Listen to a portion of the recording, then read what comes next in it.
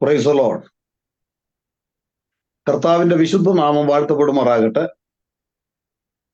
JCNDSD ഗ്രൂപ്പിലൂടെ എല്ലാ ബുധനാഴ്ചയും ശനിയാഴ്ചയും ഞങ്ങൾ നടത്തുന്ന ഈ സത്യസന്ദേശം ഞങ്ങളുടെ മാന്യ സ്നേഹിതരുടെ മുൻപിൽ ഇതിനു മുൻപും എത്തിയിട്ടുണ്ട്. പ്രിയ സ്നേഹിതർക്ക് അത് അനുഗ്രഹമായി തീർന്നു എന്ന് ഞങ്ങൾ വിശ്വസിക്കുന്നു.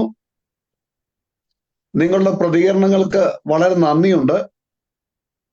നിങ്ങളുടെ ചോദ്യങ്ങൾ ഞങ്ങൾ സന്തോഷത്തോടെ സ്വാഗതം ചെയ്യുന്നു. ഞങ്ങൾ ഈ കഴിഞ്ഞ ആഴ്ചകളായി നടത്തിക്കൊണ്ടിരുന്ന വിഷയം സത്യസഭയെക്കുറിച്ചുള്ള ജനങ്ങളുടെ സംശയങ്ങൾ, അതിൻ്റെ ഉത്തരം കണ്ടെത്തുക എന്നുള്ള വിഷയമായിരുന്നു. അതുതന്നെയാണ് ഞങ്ങൾ വീണ്ടും ഇന്നും തുടരുന്നത്. ഇന്ന് തുടരുമ്പോൾ സത്യസഭയിലേക്ക് എങ്ങനെയാണ് ദുരുപദേശം വ്യാപിച്ചത്,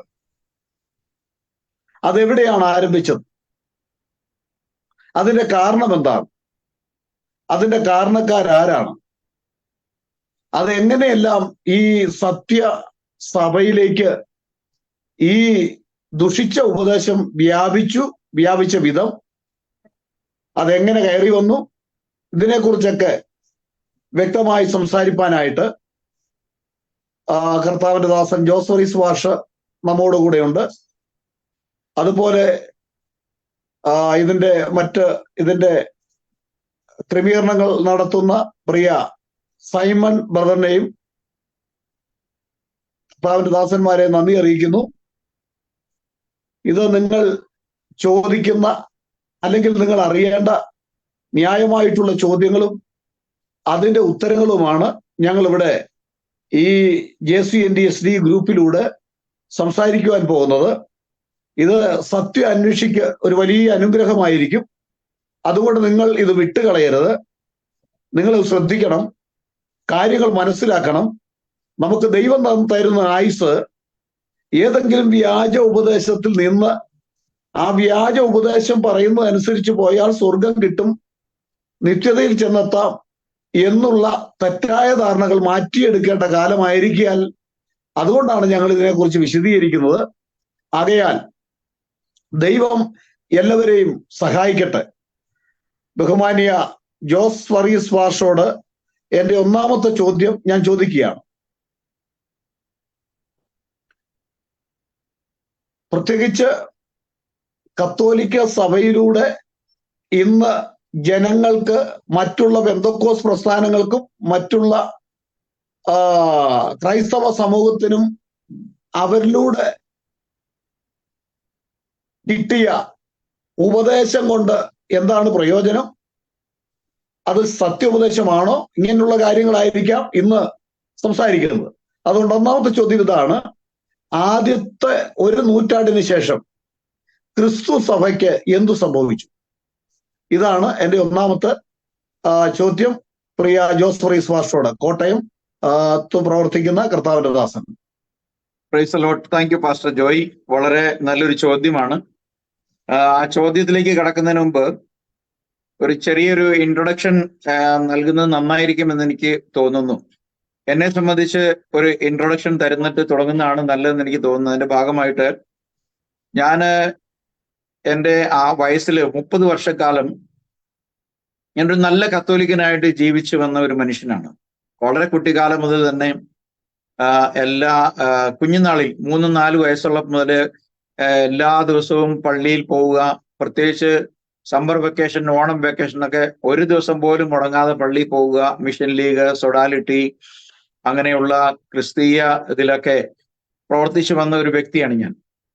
അപ്പോ എൻ്റെ ചെറുപ്പകാലം, ഒരു കൗമാരകാലത്തൊക്കെ ഞാൻ വളരെ വലിയൊരു പള്ളി ഭക്തനായിട്ട് ജീവിച്ചയാളാണ്. ഞാൻ വിചാരിച്ചു വന്നിരുന്നത് പട്ടത്ത സഭകൾ അനവധി ഉണ്ടെങ്കിലും അന്ന് CSI, മാർത്തോമ ഒന്നും ഞങ്ങളുടെ നാട്ടിൽ അധികമില്ല. പക്ഷെ യാക്കോബായ ഓർത്തഡോക്സ് സഭകളുണ്ട്. പക്ഷെ അവരെയൊക്കെ സംബന്ധിച്ച് ഞാൻ വിചാരിച്ചിരുന്നത് ഈ വിവാഹം കഴിക്കുന്ന പുരോഹിതന്മാരൊക്കെ ഉള്ളത് മോശം സഭയാണ്, കത്തോലിക്ക സഭയാണ് പരിശുദ്ധ കത്തോലിക്ക സഭ, അതുപോലെ പോപ്പ് പിന്നെ പത്രോസിന്റെ പിൻഗാമി, ഇങ്ങനെയൊക്കെയുള്ള ധാരണകളായിരുന്നതുകൊണ്ട് ഞാൻ ഈ മതബോധനത്തിലും മതപരമായ കാഴ്ചപ്പാടുകളിലും കൊന്ത ജപിക്കുന്നതിലൊക്കെ വളരെ തീഷ്ണമതിയായിട്ട് വന്നു. പിന്നെ ഇടക്കാലത്തെ എൻ്റെ ഭക്തിയൊക്കെ ഞാൻ ഡൽഹിയിൽ ജോലിക്ക് പോയപ്പോൾ കുറഞ്ഞു. പിന്നീട് ഞാൻ നാട്ടിൽ തിരിച്ചു വന്നിട്ട് പിന്നെ പണ്ടത്തേതിലും വലിയ ഭക്തനായി. വഴിയിലൊക്കെ മുട്ടുകുത്തി നിന്ന് 153 ചൊല്ലുന്ന രീതിയിലേക്ക് വന്നു. പിന്നെ അങ്ങനെ ഒരു പ്രാർത്ഥനാ കൂട്ടായ്മ ഉണ്ടായി, അതിന്റെ ലീഡറായി.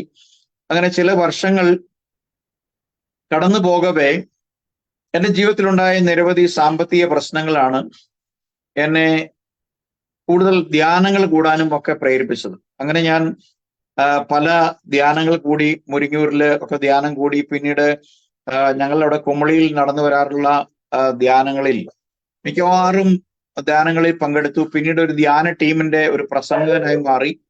പിന്നീട് ഞാൻ ഇടവക ധ്യാനങ്ങളൊക്കെ എറണാകുളം ജില്ലയുടെ തെക്കൻ ഭാഗത്തും ഇടുക്കി ജില്ലയിലെ പല ദേവാലയങ്ങളിലും പിന്നെ ശനിയാഴ്ചകളിൽ വൺ ഡേ ധ്യാനങ്ങളൊക്കെ ഇൻഡിവിജ്വൽ ആയിട്ട് ഞാൻ ക്രമീകരിച്ചു തുടങ്ങി.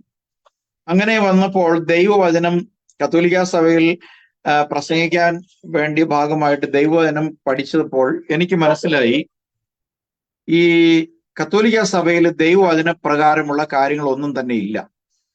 അങ്ങനെ വന്നപ്പോൾ ഞാൻ ഞങ്ങളുടെ കൂട്ടായ്മകളില് ബെന്നിഹിന്റെ പുസ്തകങ്ങള്, PG ബറീസിന്റെ പുസ്തകങ്ങള്, അങ്ങനെ പല പെന്റക്കോസ്റ്റൽ ആളുകളുടെ പുസ്തകങ്ങളുടെ ബെന്നിഹിന്റെ ഒക്കെ ബുക്ക് ട്രാൻസ്ലേറ്റ് ചെയ്തതൊക്കെ ഞങ്ങൾ സർക്കുലേറ്റ് ചെയ്ത് ഒരു പ്രാർത്ഥനാ കൂട്ടായ്മ കത്തോലിക്ക സഭയുടെ ഉള്ളിൽ നിൽക്കുമ്പോൾ തന്നെ ഞങ്ങൾക്കുണ്ടായിരുന്നു. അതൊരു വീട്ടിൽ വെച്ചായിരുന്നു. അങ്ങനെ നടന്നു വരവേ പിന്നീട് ഞങ്ങൾ സഭയിൽ കൂടി വരുന്നതോടൊപ്പം തന്നെ പെന്റക്കോസ്റ്റൽ ചർച്ചുകളിലേക്ക് പോയി തുടങ്ങി. പിന്നീട് അത് സഭയിൽ അറിയപ്പെട്ടു തുടങ്ങി. പിന്നീട് ഞങ്ങൾ PG ബറീസിന്റെ ഒരു 3 ദിവസത്തെ കൺവെൻഷൻ പബ്ലിക്കായിട്ട് ഞങ്ങളുടെ കൂട്ടായ്മ ഏറ്റെടുത്ത് നടത്തുന്നതോടുകൂടി പൂർണ്ണമായും ഞങ്ങൾ കത്തോലിക്ക ബിരുദന്മാരെന്നുള്ള ഒരു ലേബൽ ഞങ്ങൾക്ക് പറഞ്ഞു കിട്ടി. ഞാൻ ഇന്ന് രാത്രി ഞങ്ങൾ ഈ വിഷയത്തിന് മറുപടി പറയാൻ നിൽക്കുമ്പോൾ എനിക്ക് എൻ്റെ കത്തോലിക്ക സഹോദരന്മാരോട് സ്നേഹം മാത്രമേ ഉള്ളൂ. കാരണം വിശുദ്ധ വേദപുസ്തകം പറയുന്നത് റോമർ 4:3 പറയുന്നത് ദൈവം സത്യവാൻ, മനുഷ്യരെല്ലാം ഭോഷ്ക് പറയുന്നവരെന്ന്. Let God be true and all men a liar. അപ്പൊ അത് പോപ്പായാലും അച്ഛനായാലും പാസ്റ്റർ ആയാലും ആരായാലും വ്യാജം പറയുന്നവൻ എന്നാണ് ബൈബിൾ പറയുന്നത്. അപ്പോ ദൈവം മാത്രമേ സത്യമുള്ളൂ എന്ന് പറഞ്ഞാൽ നമ്മുടെ മുമ്പിൽ ദൈവം അക്ഷര രൂപത്തിൽ വിശുദ്ധ വേദപുസ്തകത്തിന്റെ രൂപത്തിലാണ് ഉള്ളത്. അതാണ് വിശ്വാസികളുടെ ഏറ്റവും വലിയ പ്രാമാണികമായ രേഖ. അത് നമ്മളെ ന്യായം വിധിക്കുന്നില്ല എങ്കിൽ നമുക്ക് ദൈവത്തോട് പ്രാഗൽഭ്യമുണ്ട്. അപ്പം ഇതാണ് ഒരു സത്യം. അതുകൊണ്ട് എന്നെ കേൾക്കുന്ന കത്തോലിക്ക സഹോദരന്മാർക്ക് ഒരു കാലത്ത് കത്തോലിക്ക സഭയെ ആരെങ്കിലും പറഞ്ഞാൽ എനിക്ക് ദേഷ്യം വരുമായിരുന്നു. ഞാനിന്ന് പറയുന്നത് കേൾക്കുമ്പോൾ നിങ്ങൾക്കും ഒരുപക്ഷെ എന്നോട് ദേഷ്യം തോന്നിയേക്കാം. പക്ഷെ ഞാനിന്ന് നിങ്ങളോട് പറയാൻ പോകുന്നത് ചരിത്ര വസ്തുതകളെ ആസ്പദമാക്കി കത്തോലിക്ക സഭ എന്ന് പറയുന്ന ഒരു സഭ എങ്ങനെ ഇന്ന് 100% ദൈവവചനത്തിന്റെ വിരുദ്ധമായി നിൽക്കുന്നു എന്നുള്ളതിനെ സംബന്ധിച്ചാണ്. അപ്പൊ പ്രാഥമികമായി എന്നോട് ചോദിച്ച ചോദ്യം ഒരിക്കൽ കൂടി ഒന്ന് ആവർത്തിക്കുകയാണെങ്കിൽ ഞാനത് വ്യക്തമായിട്ട് അതിൽ സംസാരിച്ചോളാം.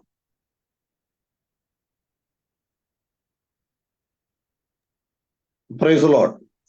ആദ്യത്തെ ഒരു നൂറ്റാണ്ട് എന്ന് പറഞ്ഞാൽ 1-ാം നൂറ്റാണ്ടിൽ ക്രിസ്തീയ മാർഗം ആരംഭിച്ച 1-ാം നൂറ്റാണ്ടിന് ശേഷം ക്രിസ്തു സഭയ്ക്ക് എന്ത് സംഭവിച്ചു? ഓക്കെ, നല്ല ചോദ്യമാണ്. നമ്മൾ പഠിക്കുമ്പോൾ, നമ്മൾ വിശുദ്ധ വേദപുസ്തകം പഠിക്കുമ്പോൾ നമുക്ക് കർത്താവായ യേശുക്രിസ്തുവിന്റെ ക്രൂശിലെ മരണശേഷം AD 30 മുതൽ ഏറ്റവും ഒടുവിൽ പത്മോസിൽ ഏകാന്ത തടവറയിൽ കിടന്ന യോഹന്നാൻ അപ്പോസ്തലന്റെ കാലം വരെയും ചരിത്ര രേഖകൾ പറയുന്നത് 95 വർഷം AD 95 വരെയുള്ള കാലഘട്ടങ്ങളിൽ അപ്പോസ്തലന്മാരായിരുന്നു ദൈവസഭയുടെ നെടുന്തൂൺ.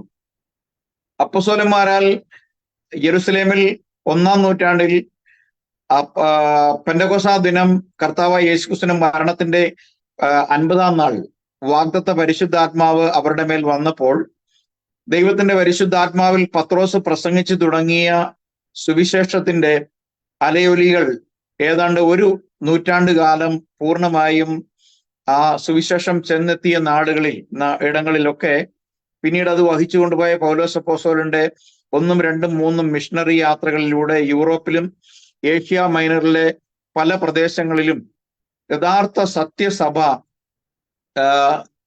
എന്നുള്ള നിലയിൽ വളരെ പ്രചാരം ലഭിച്ചു. ആ കാലത്ത് യഥാർത്ഥമായ ഏകദൈവ വിശ്വാസവും പാപങ്ങളുടെ മോചനത്തിനായി കർത്താവായ യേശുക്രിസ്തുവിന്റെ നാമത്തിലുള്ള സ്നാനവും വിശുദ്ധന്മാരുടെ ഐക്യത്തിലുള്ള കൂട്ടായ്മയും അപ്പോസ്തലന്മാർ ഉപദേശവും അപ്പം നുറുക്കലും പ്രാർത്ഥനയും ഒക്കെ ആയിരുന്നു 1-ാം നൂറ്റാണ്ടിൽ ഉണ്ടായിരുന്നത്. എന്നാൽ 1 നൂറ്റാണ്ട് പിന്നിടുമ്പോൾ സഭയ്ക്കകത്ത് പിന്നീട് നമുക്കറിയാം തലമുറകളിലേക്ക് കടന്നു വരുമ്പോൾ ഒരു മാറ്റം കാണുന്നത്, നേരിട്ട് യേശുക്രിസ്തുവിൽ നിന്നും തിരുവെഴുത്തുകളെ കേട്ട പിതാക്കന്മാരിൽ നിന്നും നമ്മളിത് കൈമാറി വരുമ്പോൾ, വിശ്വാസം കൈമാറി വരുമ്പോൾ ഉണ്ടാകുന്ന ഒരു കാര്യം, പാഷാണ്ഡതക്ക് അല്ലെങ്കിൽ ഹെരസിക്ക് വലിയ സാധ്യതകളാണുള്ളത്. പിന്നീട് ഉപദേശങ്ങൾ അപ്പോസ്തലന്മാരുടെ ശിഷ്യന്മാരുടെ തലത്തിൽ നിന്നും മുന്നോട്ട് പോകുമ്പോൾ നമുക്ക് 2 തരം പിതാക്കന്മാരാണുള്ളത്. ഒന്ന് അപ്പോസ്തല പിതാക്കന്മാരും പിന്നെ സഭാ പിതാക്കന്മാരും ഉണ്ട്. കത്തോലിക്ക സഭ പൂർണ്ണമായും ആശ്രയിക്കുന്നത് സഭാ പിതാക്കന്മാരാണ്. എന്നാൽ നമ്മളെ സംബന്ധിച്ചിടത്തോളം നമ്മുടെ പിതാക്കന്മാരായിട്ട് നമുക്കുള്ളത് യേശുക്രിസ്തുവിന്റെ അപ്പോസ്തലന്മാരും അവർ നമുക്ക് കാട്ടിത്തന്ന മാതൃകയും അതുപോലെ അപ്പോസ്തല പ്രവൃത്തി മുതൽ യൂദായുടെ ലേഖനം വരെയും മനുഷ്യന്റെ, അതായത് യേശുക്രിസ്തുവിന്റെ രക്തത്താൽ ശുദ്ധീകരണം പ്രാപിച്ച വീണ്ടെടുക്കപ്പെട്ട സഭയുടെ ഉൾപ്രാണനം വരെയും നാം അനുഷ്ഠിക്കുകയും ആചരിക്കുകയും അനുസരിക്കുകയും ചെയ്യേണ്ടുന്ന കൽപ്പനകളെ അടിസ്ഥാനപ്പെടുത്തിയിട്ടുള്ളതാണെങ്കിൽ പിന്നീട് വന്ന സഭകളൊന്നും തന്നെ പൂർണ്ണമായും ഈ ദൈവവചനത്തിന്റെ അടിത്തറയിൽ പണിയപ്പെട്ടതല്ല. അവരുടെ പിതാക്കന്മാരായിട്ട് ഞാൻ സമയപരിമിതി കൊണ്ട് അധികം വേഗത്തിൽ പോവാണ്. അത്തനേഷ്യസ്, ജസ്റ്റിൻ മാർട്ടിയാർ, അലക്സാണ്ട്രിയയിലെ ക്ലമന്റ്, അന്ത്യോക്യയിലെ ഇഗ്നേഷ്യസ്, അരിയൂസ്, ജോൺ ക്രിസോസ്റ്റം, അലക്സാണ്ട്രിയക്കാരൻ സിറില്, ഐറേനിയസ്, ഓറിഗൻ, തെർത്തുല്യൻ, പിന്നെ ഹിപ്പോയിലെ അഗസ്റ്റിൻ, ആംബ്രോസ്, റോമിലെ Clement, Cyprian of Carthage, Amphilochius of Iconium, Athenagoras, Polycarp of Smyrna തുടങ്ങിയ പിതാക്കന്മാരാണ് പിന്നീട് സഭയുടെ ചരിത്രം അല്ലെങ്കിൽ സഭയുടെ കാലഘട്ടത്തെ മുന്നോട്ട് വഹിച്ചുകൊണ്ട് പോയത്. അപ്പോൾ സ്വാഭാവികമായും ദൈവവചനം, അപ്പോസ്തലന്മാരിലൂടെ പ്രസംഗിക്കപ്പെട്ട വചനം, സംസാരിക്കപ്പെട്ട വചനങ്ങൾ കേവലം അപ്പോസ്തലന്മാരുടെ എഴുത്തുകൾ കേവലം നമ്മൾ ലിഖിത രൂപത്തിൽ പബ്ലിഷ് ചെയ്യപ്പെട്ടിട്ടില്ല, മാനുസ്ക്രിപ്റ്റുകളായിട്ട്, കൈയെഴുത്ത് പ്രതികളായിട്ട് മാത്രമേ ഉള്ളൂ. അത് വലിയ പ്രചാരങ്ങൾ ലഭിച്ചിട്ടില്ലാത്തത് കൊണ്ട് ലിഖിത രൂപത്തിലുള്ള അപ്പസ്തോലിക പ്രമാണങ്ങൾ അവരുടെ കൈവശം ഇല്ലാത്തപ്പോൾ സ്വാഭാവികമായും ദൈവസഭയെ തകർത്ത് കളയുക എന്നുള്ള പിശാചിന്റെ തന്ത്രങ്ങൾ, പലവിധ ദുരുപദേശങ്ങളും ഈ കാലഘട്ടങ്ങളിൽ ആരംഭിക്കുവാനായിട്ട് സഭയിൽ ഇടയായി തീർന്നു. അങ്ങനെയാണ് 1-ാം നൂറ്റാണ്ടിലെ സഭയും ശേഷം 1-ാം നൂറ്റാണ്ടിന് ശേഷമുള്ള സഭയും തമ്മിൽ കാര്യമായ ഉപദേശ വിരുദ്ധത ഉണ്ടാകാനുള്ള കാരണം. തുടർന്ന് ഇതുമായി ബന്ധപ്പെട്ട വിഷയങ്ങൾ അടുത്ത ചോദ്യങ്ങളുടെ ഭാഗമായിട്ട് ഞാൻ സംസാരിക്കുന്നതായിരിക്കും. നല്ല ആൻസറാണ് പ്രിയ കർത്താവിന്റെ ദാസൻ നൽകിയത്. നിങ്ങളിത് തുടർമാനം സ്നേഹിതരെ നിങ്ങൾ ശ്രവിക്കണം. ഇതുകൊണ്ട് നിങ്ങളുടെ ജീവിതത്തിൽ വലിയ മാറ്റം ഉണ്ടാകും, യാതൊരു സംശയമില്ല. കർത്താവിന്റെ പരിശുദ്ധാത്മാവ് നിങ്ങളോട് ഇടപെടുകയും ചെയ്യും. അതുകൊണ്ട് നിങ്ങൾ തുടർന്നും ശ്രദ്ധിക്കുക. എന്റെ 2ാമത്തെ ചോദ്യം ഇതാണ്: കത്തോലിക്ക സഭയുടെയും റോമിന്റെ ഭരണാധികാരത്തിന്റെയും ഫലമായി ഉളവായ പ്രധാനപ്പെട്ട ബൈബിൾ വിരുദ്ധത എന്തൊക്കെയാണ്? ഒന്നുകൂടെ ഞാൻ ആവർത്തിക്കാം. ഓക്കെ. കത്തോലിക്ക സഭയുടെയും റോമൻ ഭരണാധികാരത്തിന്റെയും ഫലമായി സഭയിൽ ഉളവായി വന്ന ബൈബിൾ വിരുദ്ധത എന്തൊക്കെയാണ് എന്ന് പറഞ്ഞാൽ? ചോദ്യം വളരെ വ്യക്തമാണ്. ചോദ്യം എനിക്ക് മനസ്സിലായി. അപ്പോ നമുക്കറിയാം, ഇന്ന് നമ്മുടെ കൈവശം ലോകത്തിലെ ഏറ്റവും അധികം വിറ്റഴിക്കപ്പെടുന്ന പുസ്തകം എന്നുള്ള നിലയിൽ നമ്മുടെ കൈവശം 66 പുസ്തകങ്ങൾ അടങ്ങിയ വേദപുസ്തകം അനവധി ട്രാൻസ്ലേഷനിലൂടെ, വിവിധ ട്രാൻസ്ലേഷനിൽ ലളിതമായിട്ടും അതുപോലെ ഗ്രീക്കിൽ നിന്ന് ഇംഗ്ലീഷിലേക്കും ഇംഗ്ലീഷിൽ നിന്ന് മറ്റ് സ്പാനിഷ്, ചൈനീസ് തുടങ്ങിയ ലാംഗ്വേജിലേക്ക് ഇടുന്നത് പോലെ വളരെ വ്യക്തമായി നമ്മുടെ കൈവശം ഉണ്ട് എന്നുള്ളൊരു കാര്യം വസ്തുതയാണ്. എന്നാൽ അപ്പോസ്തലന്മാരുടെ കാലഘട്ടത്തിന് ശേഷം ഈ സഭ പൂർണ്ണമായും റോമൻ ഭരണാധികാരത്തിലേക്ക് വരുന്നതാണ് നമ്മൾ കാണുന്നത്. മാത്രമല്ല, നമ്മുടെ കർത്താവ് ഈ ഭൂമിയിൽ ആയിരിക്കുന്ന കാലത്ത് തന്നെ നമുക്കറിയാം റോമിന്റെ ഭരണത്തിന് കീഴിലായിരുന്നു അന്ന് ഇസ്രായേൽ പ്രവിശ്യ മുഴുവനും. റോമിലെ ഗവർണർമാര് അവരുടെ അധികാരത്തിന് കീഴിലായിരുന്നു. ഇവൻ നമ്മുടെ യഹൂദ പുരോഹിത വൃന്ദവും അവരുടെ എല്ലാ മതപരമായ സംവിധാനങ്ങൾക്കും മീതെ അധികാരവർഗം റോം തന്നെയായിരുന്നു. അപ്പൊ റോമിൽ നിന്ന് നിയമിക്കപ്പെടുന്ന ഗവർണർമാരാണ് അവരുടെ ഭരണകാലഘട്ടം നടത്തിയിരുന്നത്. തുടർന്ന് വന്ന നൂറ്റാണ്ടുകളിൽ റോമിന്റെ ആധിപത്യം കുറെ കൂടി ശക്തമായി ദൈവസഭയുടെ മേൽ വന്നു.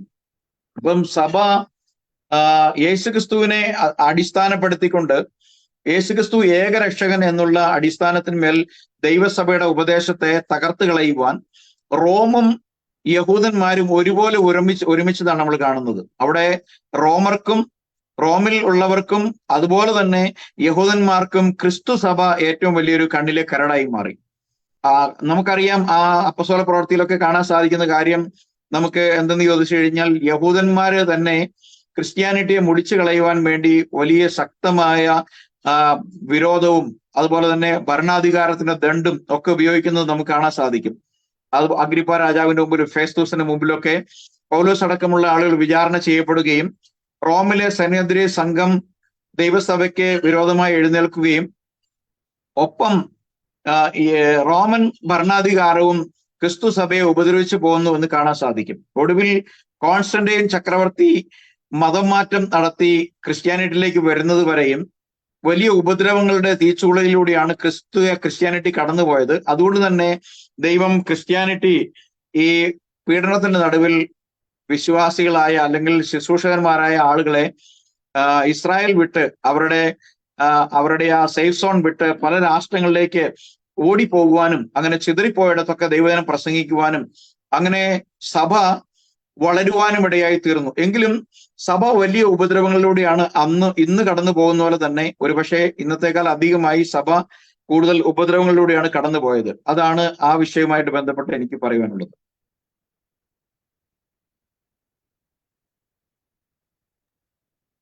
Price the Lord. കർത്താവിന്റെ ദാസന് നന്ദി. ഇപ്പൊ നമ്മൾ കേട്ടല്ലോ, കത്തോലിക്ക സഭയും റോമിന്റെ ഭരണാധികാരവും അവർ നിമിത്തമായിട്ട് ബൈബിൾ വിരുദ്ധത കൂടുതലായി വ്യാപിച്ചു.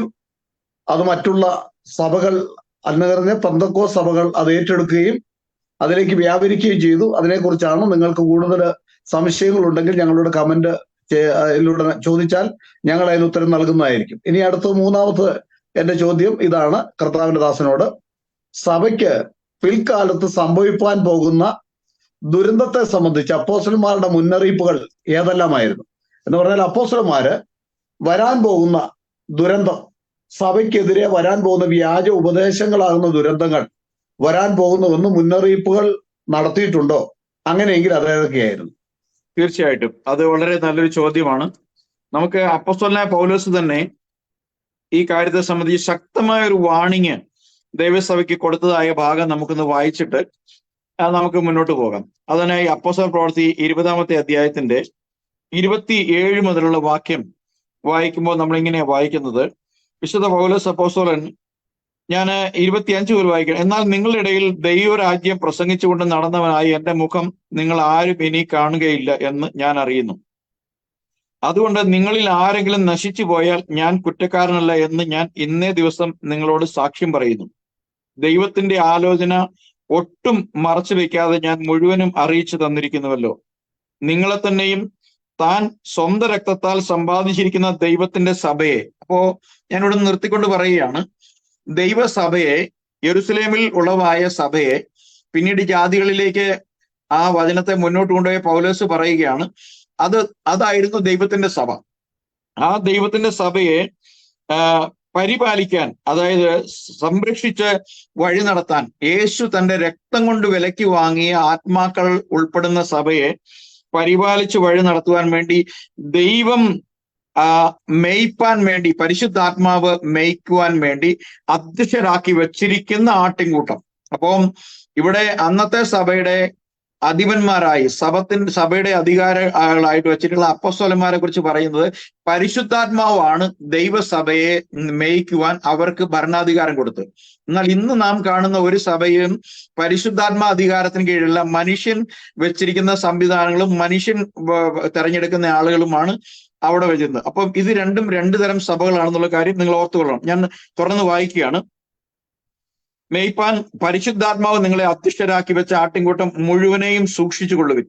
ഞാൻ പോയ ശേഷം എന്ന് വെച്ചാൽ എന്റെ നിര്യാണ കാലം, പൗലോസാണ് പറയുന്നത്, പൗലോസിന്റെ നിര്യാണ ശേഷം ആട്ടിൻകൂട്ടത്തെ എന്ന് വെച്ചാൽ ദൈവസഭയെ ആദരിക്കാത്ത കൊടിയ ചെന്നായ്ക്കൾ നിങ്ങളുടെ ഇടയിൽ കടക്കും. അപ്പം ഈ ഒരു വാണിംഗ് പൗലോസ് അന്നേ തന്നെ കൊടുത്തിരുന്നു. കാരണം ദൈവത്തിന്റെ പരിശുദ്ധാത്മാവാണ് പൗലോസിന് ഈ പ്രവചന ശുശ്രൂഷ കൊടുക്കുന്നത്. കാരണം വരുവാനുള്ള കാലത്ത് ദൈവത്തിന്റെ സഭയെ നശിപ്പിച്ചു കളയുന്ന ചെന്നായ്ക്കൾ എന്ന് വെച്ചാൽ ആട്ടിൻകൂട്ടത്തെ എങ്ങനെ ചെന്നായ്ക്കൾ കടന്നു വന്ന് കടിച്ചു കീറി തിന്നുകളയുമോ അതുപോലെ പൂർണ്ണമായും സഭയെ വിഴുങ്ങിക്കളയുന്ന ചെന്നായ്ക്കളുടെ ഇഷ്ടപ്രകാരം അല്ല ദുരുപദേശത്തിന്റെ കൂടായി സഭ മാറ്റപ്പെടാൻ പോകുന്നു എന്നുള്ള കാര്യം ഒരു വാണിംഗ് ആയിട്ട് ദൈവസഭയ്ക്ക് പരിശുദ്ധാത്മാവിലൂടെ പൗലോസ് കൊടുക്കുകയാണ്.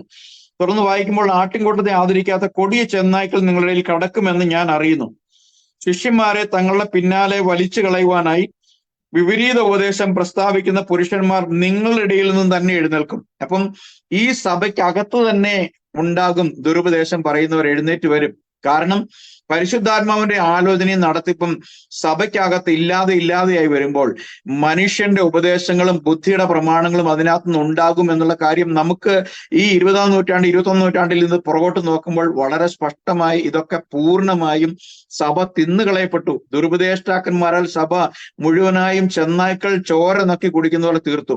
ഇന്ന് സഭ എന്ന പേര് മാത്രമല്ലാതെ അതിൽ ക്രിസ്തുവില്ല, ക്രിസ്ത്യാനി ഇല്ല എന്നറിയാം. അല്പം കൂടെ വായിച്ചാൽ ആ വിഷയം അവിടെ വിടുകയാണ്. എന്നിട്ട് പറയാണ്, ഞാൻ 3 സംവത്സരം രാപ്പകൽ കണ്ണുനീർ വാർത്തും കൊണ്ട് ഓരോരുത്തരും ബുദ്ധി പറഞ്ഞത് ഓർത്തുകൊള്ളുവിൻ.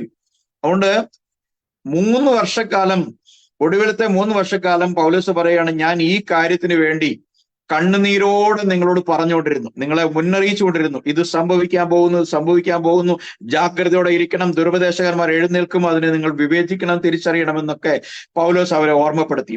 എന്നാൽ ഒന്നും അനുകൂലമായിട്ടൊന്നും സംഭവിച്ചില്ല എന്ന് കാണാൻ സാധിക്കും. എന്നാൽ പിന്നീട് തിമോത്തിക്ക് ലേഖനം എഴുതുമ്പോൾ 1 തിമോത്തി 4 ചില വാക്യങ്ങൾ വായിക്കുമ്പോൾ, എന്നാൽ ഭാവി കാലത്ത് ചിലർ വ്യാജ ആത്മാക്കളെയും ഭൂതങ്ങളുടെ ഉപദേശങ്ങളെയും ആശ്രയിച്ച് ഭോഷ്ക് പറയുന്നവരുടെ കപടത്താൽ വിശ്വാസം ത്യജിക്കുമെന്ന് ആത്മാവ് തെളിവായി പറയുന്നു. അവർ സ്വന്തം മനസാക്ഷിയിൽ ചുവട് വെച്ചവരായി വിവാഹം വിലക്കുകയും, ഇത് കത്തോലിക്ക സഭ വന്നു തുടങ്ങിയ കാര്യത്തെക്കുറിച്ചാണ് പറയുന്നത്, സ്തോത്രത്തോടെ അനുഭവിപ്പാൻ ദൈവം സൃഷ്ടിച്ച ഭോജ്യങ്ങളെ വർദ്ധിക്കണമെന്ന് കൽപ്പിക്കുകയും ചെയ്യും. എന്നാൽ ദൈവത്തിന്റെ സൃഷ്ടി എല്ലാം നല്ലത്, സ്തോത്രത്തോടെ അനുഭവിക്കുന്നുവെങ്കിൽ ഒന്നും വർദ്ധിക്കേണ്ടതല്ല, ദൈവവചനത്താലും പ്രാർത്ഥനയാലും വിശുദ്ധീകരിക്കപ്പെടുന്നുവല്ലോ. അതിനുശേഷം 2 തിമോത്തി 4 വരുമ്പോൾ പൗലോസ് പറയാണ്, അന്ത്യകാലത്ത് ദുർഘട സമയങ്ങൾ വരും എന്നറിയുക. മനുഷ്യർ സ്വസ്നേഹികളും ദ്രവ്യാഗ്രഹികളും വൻപ് പറയുന്നവരും അഹങ്കാരികളും ദൂഷകന്മാരും അമ്മയപ്പന്മാരെ അനുസരിക്കാത്തവരും നന്ദി കെട്ടവരും ഇണങ്ങാത്തവരും ഏഷണിക്കാരും അജിതേന്ദ്രിയന്മാരും ഉഗ്രന്മാരും സൽഗുണദോഷികളും ദ്രോഹികളും ധാർഷ്ട്യക്കാരും നിഗളികളുമായി ദൈവപ്രിയമില്ലാതെ ഭോഗപ്രിയരായി ഭക്തിയുടെ വേഷം ധരിച്ച് അതിന്റെ ശക്തി ത്യജിക്കുന്നവരായിരിക്കും എന്ന് ഇങ്ങനെ പൗലോസ് അവരെ ഓർമ്മപ്പെടുത്തുകയാണ്.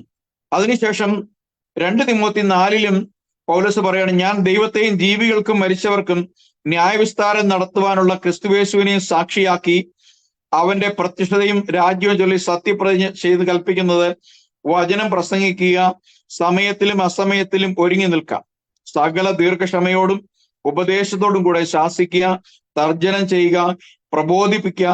അവർ പഥ്യോപദേശം പൊറുക്കാതെ കർണരസമാകുമാറ് സ്വന്തം മോഹങ്ങൾക്കൊത്തവണ്ണം ഉപദേശാക്കന്മാരെ പെരുക്കുകയും സത്യത്തിന് ചെവി കൊടുക്കാതെ കെട്ടുകഥ കൽപ്പിക്കാൻ തിരിയുന്ന കാലവും വരും. ഇതിപ്പോൾ നമ്മുടെ മുമ്പിലുണ്ട്. മനുഷ്യനെ കേൾക്കാൻ ഇമ്പമുള്ള കാര്യങ്ങൾ അമേരിക്കയ്ക്ക് കൊണ്ടുപോകും, നിന്നെ വാലല്ല തലയാക്കും, നീ മെഴ്സഡീസ് ബെൻസ് മേടിക്കും, നിന്റെ മക്കൾ അവിടെ പോകും, നിനക്ക് നല്ല ബന്ധം കിട്ടും എന്നിങ്ങനെ കേൾക്കാൻ ഇഷ്ടമുള്ളതും ചെവിക്ക് ഇമ്പമേറിയതും ചിരിപ്പിക്കുന്നതുമായ കാര്യങ്ങൾ ഇന്ന് പെന്തക്കോസ്തിൽ വരെ വന്നെത്തി നിൽക്കുമ്പോൾ വിശുദ്ധ പൗലോസ് താക്കീത് ചെയ്ത കാര്യങ്ങളൊക്കെ നമുക്ക് കാണാൻ സാധിക്കും. ഞാൻ വേഗത്തിൽ വിടുകയാണ്. 1 പത്രോസ് 5-ാം അധ്യായത്തിലും പത്രോസും ഈ വാണിംഗ് കൊടുക്കുന്നുണ്ട് എന്ന് മാത്രം ഞങ്ങൾ ഓർമ്മപ്പെടുത്തിക്കൊണ്ട് ഞാൻ ആ ചോദ്യത്തിൽ നിന്നും തൽക്കാലം വിരമിക്കുകയാണ്. Praise the Lord. Praise the Lord. കർത്താവിന്റെ ദാസനിലൂടെ വ്യക്തമായിട്ട് അപ്പോസ്തലന്മാര് വരാൻ പോകുന്ന ദുരുപദേശങ്ങൾക്ക് മുന്നറിയിപ്പ് കൊടുത്തിട്ടുണ്ട്. പ്രത്യേകിച്ച് കത്തോലിക്ക സഭയിൽ കടന്നു വരുന്ന ദുരുപദേശങ്ങളെ കുറിച്ച് അപ്പോസ്തലന്മാർ തന്നെ മുന്നറിയിപ്പ് കൊടുത്തിട്ടുണ്ട് എന്നുള്ള വസ്തുത പ്രിയ കർത്താവിന്റെ ദാസൻ വ്യക്തമാക്കി. അതിനുദാഹരണമാണ് അന്ത്യകാലത്ത്, ഭാവി കാലത്ത് ഭൂതങ്ങളുടെ ഉപദേശത്താൽ വിവാഹം വിലക്കുക, പുരോഹിതന്മാര് അല്ലെങ്കിൽ സഭയുടെ ഇടയന്മാര് വിവാഹം കഴിക്കരുത് എന്നുള്ള നിയമം കത്തോലിക്ക സഭ കൊണ്ടുവന്നു. അതുപോലെ തന്നെ പെന്തക്കോസ്തിൽ ഒരു വിവാഹം, പെന്തക്കോസ്ത് എന്ന് പറയുന്ന അവരും വിവാഹം വിലക്കുകയാണ്. ബൈബിൾ പറയുന്നു അത് ഭൂതങ്ങളുടെ ഉപദേശമാണ്. അപ്പൊ ഈ വിവാഹം വിലക്കുന്ന സംവിധാനം ഇവിടെ കടന്നു വന്നത് ഭൂതങ്ങളുടെ ഉപദേശമാണെന്ന് കർത്താവിന്റെ ദാസനിലൂടെ നാം ദൈവജനത്തിന്റെ തെളിവിൽ നമ്മൾ കേട്ടുവല്ലോ. നിങ്ങൾ ഇത് കൂടുതലായിട്ട് പഠിക്കാൻ ആഗ്രഹിക്കുക, വീണ്ടും ഞങ്ങളോട് ചോദ്യങ്ങൾ ചോദിക്കുക, ഞങ്ങൾ ന്യായമായിട്ടുള്ള മറുപടി നൽകുന്നതായിരിക്കും. 4-ാമത്തെ ചോദ്യം ഞാൻ ചോദിക്കാം. മെഡിവൽ യുഗം അഥവാ ഇരുണ്ട കാലഘട്ടം എന്ന് മുതൽ എന്ന് വരെ എന്താണ് ചരിത്രരേഖകൾ പറയുന്നത്? Price the Lord. വളരെ ആരാണ് തീർന്നില്ല, ഒരു 4-ാമത്തെ ചോദ്യം തീർന്നില്ല. മെഡിവൽ യുഗം അഥവാ ഇരുണ്ട കാലഘട്ടം എന്ന് മുതൽ എന്ന് വരെ എന്താണ് ചരിത്രരേഖ തെളിവുകൾ? ആരാണ് ഈ കാലഘട്ടത്തെ നിയന്ത്രിച്ചത്? ആ കാലത്ത് ഏറ്റവും കിരാതമായ സംഭവം എന്തൊക്കെയായിരുന്നു? ഈ ഒരു ചോദ്യത്തിൽ തന്നെ പല കാര്യങ്ങളുണ്ട്. വളരെ വ്യക്തമായ ചോദ്യമാണ്. ആ ചോദ്യത്തിന് വളരെ ദീർഘമായ ഒരു മറുപടി ചരിത്ര വസ്തുതകളെ ആസ്പദമാക്കി ഇവിടെ പറയാനുള്ളത്. ഇത് കൂടാതെ ചോദ്യങ്ങൾ വല്ലതും ഉണ്ടെങ്കിൽ ഞാൻ അതും അടുത്ത ചോദ്യം കൂടെ ഒന്ന് പറയാമോ? ഈ ചോദ്യം ഉണ്ടോ? അല്ല, ഞാൻ അടുത്ത ചോദ്യം ഒന്നുകൂടെ വ്യക്തമാക്കുന്ന ചോദ്യം പറയുകയാണെങ്കിൽ ഞാൻ ഇതിനകത്ത് വല്ലതും മാറ്റിവെക്കുന്നുണ്ടെ മാറ്റിവെക്കാം. ബൈബിളിന് വിരുദ്ധമായി കത്തോലിക്ക കൊണ്ടുവന്ന പാഷാണ്ഡതകളിൽ ചിലത് പറയാമോ? ശരി, ഓക്കെ. കത്തോലിക്കര് കൊണ്ടുവന്ന അതേ ഉള്ളൂ, അതുകൊണ്ട് ചോദ്യം തീരുകയാണ് ഇന്നത്തെ ഈ പ്രാവശ്യം. ആ ചോദ്യം കൂടി ഇതിനകത്ത് ഉൾപ്പെടുത്തിക്കൊണ്ട് ഞാൻ ആൻസർ പറയാം. കാരണം അത് മതി. അപ്പൊ അതിനോടുകൂടി ആൻസർ. കർത്താവിന്റെ പരിശുദ്ധമായ നാമം വാഴ്ത്തപ്പെടുമാറാകട്ടെ. നമുക്കറിയാം, ലോകത്തിലെ ആളുകൾക്ക് അധികം ആളുകളും അക്രൈസ്തവരായ അധികം ആളുകൾക്കും അറിയാൻ കഴിയുന്ന ഒരു പൊതുവിലെ സഭ എന്നുള്ളത് കത്തോലിക്ക സഭയാണ്. അതും റോമൻ കത്തോലിക്ക സഭയാണ്. പിന്നീട് പല കാലഘട്ടങ്ങളിൽ റോമൻ ഹൈറാർക്കിയോടുള്ള വിയോജിപ്പിന്റെ അടിസ്ഥാനത്തിൽ പിന്നീട് അതിൽ നിന്നും വിയോജിക്കപ്പെട്ട് വന്നവരാണ് ആംഗ്ലിക്കൻ സഭയും പിന്നെ മാർത്തോമ CSI പോലുള്ള സഭകളും പിന്നെ അതുപോലുള്ള ജെറുസലേം കേന്ദ്രമാക്കി പ്രവർത്തിക്കുന്ന മറ്റ് അന്ത്യോക്യയുടെ കീഴിൽ വരുന്ന ഭരണ സംവിധാനങ്ങളിലുള്ള മതങ്ങളൊക്കെ. അപ്പോൾ നമ്മൾ സഭയിൽ നടന്നു വന്ന പല ദുരുപദേശങ്ങളെയും പാഷാണ്ഡതകളെയും സംബന്ധിച്ച് ചില കാര്യങ്ങൾ വസ്തുതകളുടെ അടിസ്ഥാനത്തിൽ സംസാരിക്കാൻ ആഗ്രഹിക്കുകയാണ്. ഈ വസ്തുതകളെ കേൾക്കുമ്പോൾ ഒരു കാര്യം ഞാൻ ആമുഖമായിട്ട് പറയുകയാണ്. ഞാൻ ഏതെങ്കിലും കത്തോലിക്ക വിശ്വാസികൾക്കോ അവരുടെ വിശ്വാസ രീതികളെയോ മുറിപ്പെടുത്തുവാൻ വേണ്ടിയല്ല ഞാൻ സംസാരിക്കുന്നത്. ഞാനിത് സംസാരിക്കുമ്പോൾ കേൾക്കുമ്പോൾ തീർച്ചയായിട്ടും നിങ്ങൾക്ക് ഇങ്ങനെയൊക്കെയാണോ കത്തോലിക്ക സഭ ഉണ്ടായിരുന്നത് എന്നൊക്കെ നിങ്ങൾ തോന്നും. ഇതൊന്നും ഞാൻ വ്യാജമായിട്ട് കപടമായിട്ട് പറയുന്നതല്ല. ഞാൻ പറയുന്ന പല കാര്യങ്ങളും നിങ്ങൾക്ക് ജസ്റ്റ് ഗൂഗിൾ ചെയ്ത് നോക്കിക്കഴിഞ്ഞാൽ നിങ്ങൾക്ക് അറിയാൻ പറ്റും ഈ സംഭവങ്ങളൊക്കെ നടന്നതാണോ ഉണ്ടായിരുന്നതാണോ. മാത്രമല്ല, ഞാൻ ഇന്ന് ഒരു വലിയൊരു ലിസ്റ്റ് ഒന്നും നിങ്ങളുടെ മുമ്പിലേക്ക് കൊണ്ടുവരുന്നില്ല. ഒരു 10-25 കാര്യങ്ങൾ മാത്രം പറയുകയാണ്. 25-30 കാര്യങ്ങളല്ല, 200 കാര്യങ്ങളല്ല, 2 ലക്ഷം കാര്യങ്ങളല്ല ദൈവവചനത്തിന് വിരുദ്ധമായി കാത്തലിക് ചർച്ച് ചെയ്തു കൂട്ടിയത്. കാത്തലിക് ചർച്ചിന്റെ നമുക്കറിയാം 1-ാം നൂറ്റാണ്ടിന് ശേഷം റോമൻ ആധിപത്യത്തിലേക്ക് മെല്ലെ മെല്ലെ ഈ അന്നത്തെ ക്രിസ്ത്യൻ സമൂഹം വീണുപോയി. എന്താണ് അതിന്റെ കാരണമെന്ന് ചോദിച്ചു കഴിഞ്ഞാൽ, നേരിട്ട് ദൈവത്തിൽ നിന്നും പ്രാപിക്കാത്ത വിശ്വാസങ്ങൾക്കെല്ലാം ഒരു കാലം കഴിയുമ്പോൾ ജീർണത ബാധിക്കും. ഇന്ന് പെന്തക്കോസ്തിന് പറ്റിയത് കാര്യം എന്താണ്? നമ്മുടെ നാട്ടിൽ പെന്തക്കോസ്ത് 4-ാം തലമുറയാണ്. 4-ാം തലമുറ എന്ന് വെച്ചാൽ നാറ്റം വെച്ച തലമുറയാണ്, ലാസറിന്റെ കാര്യം പോലെ. കാരണം നേരിട്ടല്ല, നാറ്റം വമിച്ചു തുടങ്ങി. പക്ഷെ ആ കാര്യം ഒട്ട് അറിയത്തില്ല. എന്ന് വെച്ചാൽ മീൻകടയിൽ ജോലിക്ക് നിൽക്കുന്നവന് മീനിന്റെ നാറ്റം അറിയത്തില്ല. അവൻ നല്ല ശുദ്ധമായി ഉള്ളിടത്ത് ചെല്ലുമ്പോൾ അവന് ഭയങ്കര ബുദ്ധിമുട്ടാവും. കാരണം ഞാൻ പറയാൻ കാര്യം, റെയിൽവേ സ്റ്റേഷനിൽ ജോലി ചെയ്യുന്ന ആൾക്ക് വീട്ടിൽ ചെന്ന ചെവിക്ക് അത് ഭയങ്കര ഒരു മൂളലായിരിക്കും. കാരണം അവൻ ആ മൂളൽ, ആ ഒച്ചയുമായിട്ട് അവന്റെ കർണപുടം സെറ്റായി പോയതുകൊണ്ടാണ്. നമ്മളെ ജീർണത സംഭവിക്കുകയും നമ്മൾ ആ ജീർണതയിൽ തുടരുകയും ചെയ്യുമ്പോൾ ജീർണത ബാധിച്ചിരിക്കുന്നു എന്ന് നമ്മൾ അറിയുന്നില്ല. അങ്ങനെയാണ് ഇന്ന് പെന്തക്കോസ്ത് 4-ാമത്തെ തലമുറയിൽ പൂർണ്ണമായും ദൈവവചനം വിട്ട് ലോകത്തിലുള്ള എല്ലാ ആർഭാടങ്ങളും അവർ ചെയ്യും. വ്യത്യാസം എന്താണ്? ഞായറാഴ്ച പോയി തമ്പേരടിച്ച് ആരാധിക്കും, മറ്റു കാര്യങ്ങളൊന്നുമില്ല. അവരുടെ മുടി മുറിക്കലും അവരുടെ ഇറക്കം കുറഞ്ഞ വസ്ത്രങ്ങളും അവരുടെ ലോകത്തോടുള്ള ഭ്രമവും അവരുടെ ചുണ്ടത്ത് ചായമിടലും ഇങ്ങനെയുള്ള എല്ലാ കാര്യങ്ങളും ഉണ്ടാകും. പണത്തിനോടുള്ള ആർത്തി, ഇതൊക്കെ അവരുടെ മേൽ, അവരുടെ ഉള്ളിലേക്ക് വന്നു കയറിയതുപോലെ തന്നെ അവർ 4 തലമുറ കൊണ്ട് നശിച്ചുവെങ്കിൽ കാത്തോലിക് ചർച്ചിനും ഇതേ കാര്യം തന്നെയാണ് സംഭവിച്ചത്. ഓരോ റിഫോർമേഷനും ഓരോ നവോത്ഥാനവും അല്പകാലം മാത്രമേ നീണ്ടു നിന്നിട്ടുള്ളൂ. അത് കാത്തോലിസമായാലും ലൂത്രൻ വിശ്വാസമായാലും മെത്തഡിസമായാലും കാൽവിനിസമായാലും ഫിന്നി, അതുപോലെ വന്നിട്ടുള്ള എല്ലാ ഉപദേശങ്ങളായാലും ബ്രദറനായാലും ബാപ്റ്റിസ്റ്റ് ആയാലും പെന്തക്കോസ്ത് ആണെങ്കിലും എല്ലാം കാലഹരണപ്പെട്ട് ജീർണിച്ചു തുടങ്ങി. ഇതിന്റെ എല്ലാം അടിസ്ഥാന പ്രശ്നം എന്ന് പറയുന്നത് ദൈവവചനത്തിൽ അടിസ്ഥാനമില്ലാതെ തുടങ്ങിയതും ദൈവവചനത്തിനോട് പൂർണ്ണമായ വിശ്വസ്തതയും കൂറുമില്ലാതെയും കാലഘട്ടത്തിനെ പുരോഗതിക്കനുസരിച്ച് ഉപദേശങ്ങളിൽ മാറ്റം വരുത്തുകയും ജീവിതശൈലിയിൽ മാറ്റം വരുത്തുകയും ചെയ്ത് ആരാധനയും കൂട്ടായ്മയും കേവലം യേശുവിന്റെ കാലത്തെ യഹൂദന്മാരുടേത് പോലെ ദൈവവചനത്തിന്റെ ശക്തി ത്യജിച്ചു കളഞ്ഞ് ബാഹ്യമായ രീതിയിലുള്ള ഭക്തി മാത്രം ഉള്ളതായ ഒരു ഘട്ടത്തിൽ ഇന്ന് എത്തി നിൽക്കുക.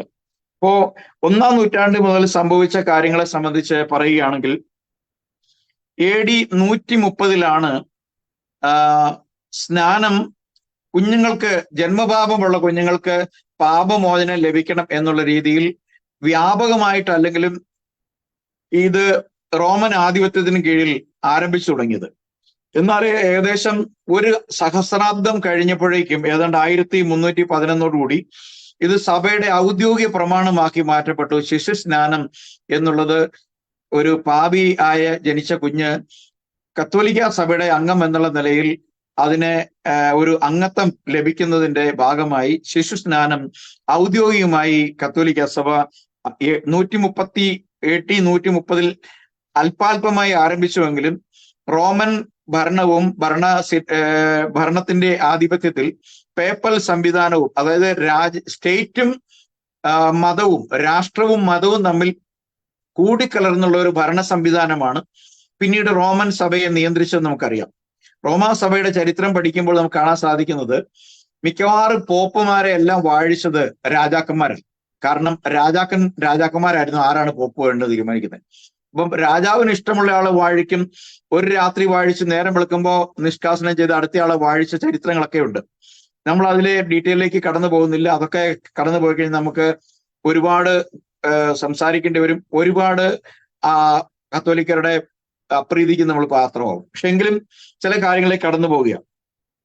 എന്നാൽ നമുക്കറിയാം AD 30 അപ്പോസ്തലനായ പത്രോസിന്റെ പ്രസംഗത്തോടുകൂടി പെന്തക്കോസ്താ ദിനം മുതിർന്നവരായ പാപികളാണ് തങ്ങളെന്ന തിരിച്ചറിവുള്ള മനുഷ്യരാണ് അപ്പോസ്തലനായ പത്രോസിന്റെ പ്രസംഗത്തോടുകൂടി കർത്താവായ യേശുക്രിസ്തുവിന്റെ നാമത്തിൽ സ്നാനമേറ്റ് ദൈവസഭ യെരുസലേമിൽ ആരംഭിക്കുന്നത്. നാം മനസ്സിലാക്കേണ്ട ഒരു കാര്യം, ദൈവസഭ യെരുസലേമിലാണ് റൂട്ട് ചെയ്തിരിക്കുന്നതെങ്കിൽ റോമൻ സഭ അടിസ്ഥാനമിട്ടിരിക്കുന്ന അതിന്റെ പേരും പ്രമാണങ്ങളും ആധിപത്യവും മുഴുവൻ റോമിൽ നിന്നാണ്. ഈ രണ്ടും നമ്മൾ മനസ്സിലാക്കണം. ഇത് നമ്മൾ കോട്ടയവും ചെങ്ങന്നൂരോ അല്ലെങ്കിൽ കോട്ടയം ചങ്ങനാശ്ശേരിയോ അല്ലെങ്കിൽ കോട്ടയം എറണാകുളം പോലുള്ള ഡിസ്റ്റൻസിലുള്ളതൊന്നുമല്ല. 2 രാഷ്ട്രങ്ങളാണ്. റോം എന്ന് പറഞ്ഞ കുറെ ദൂരത്തുള്ള ഒരു യൂറോപ്യൻ രാഷ്ട്രമാണ്. എന്നാൽ അന്ന് യെരുസലേം എന്നും ഏഷ്യ മൈനറിൽ ഉൾപ്പെടുന്ന ഒരു സ്ഥലമാണ്. അപ്പം അനേക ദൂരത്തു നിന്നും അന്ന് റോമ ഭരണത്തിന് കീഴിലായിരുന്നു ഒട്ടുമിക്ക രാഷ്ട്രങ്ങളും. അപ്പൊ റോമിൽ നിന്നും വെക്കുന്ന ഗവർണർമാരാൽ ഭരണം നടത്തിയിരുന്ന സംവിധാനം റോം പൂർണ്ണമായും സഭയെ കൈയടക്കിക്കൊണ്ട് ക്രിസ്ത്യാനിറ്റി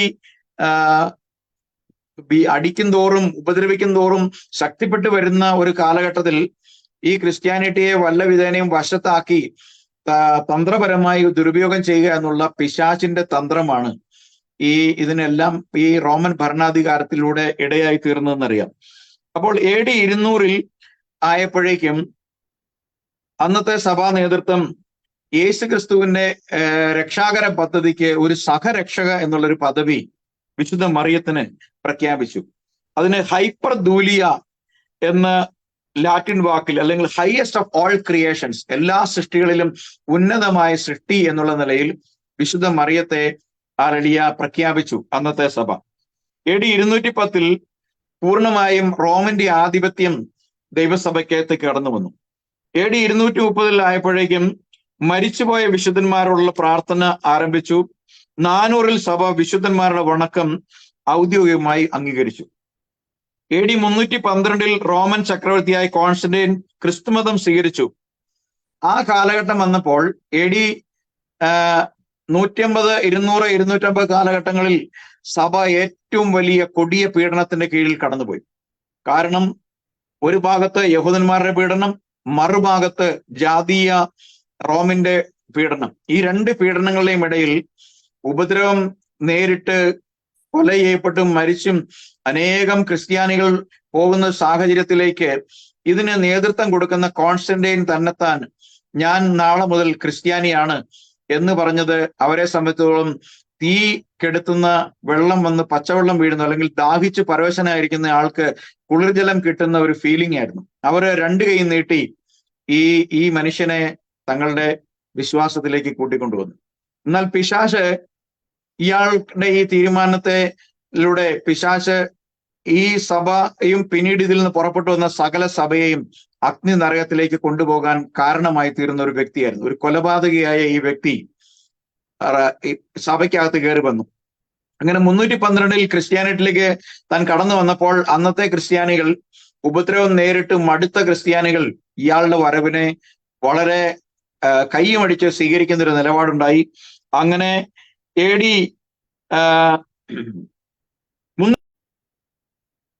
ട്രിനിറ്റി അല്ലെങ്കിൽ ത്രിയേക ദൈവ വിശ്വാസം, പിതാവ്, പുത്രൻ, പരിശുദ്ധാത്മാവ് എന്നുള്ള നിലയിൽ വന്നു. ആദ്യം നമ്മൾ ഈ വിഷയത്തിലേക്ക് ഞാൻ ഡീറ്റെയിൽ ആയിട്ട് കടന്നു പോകുന്നില്ല.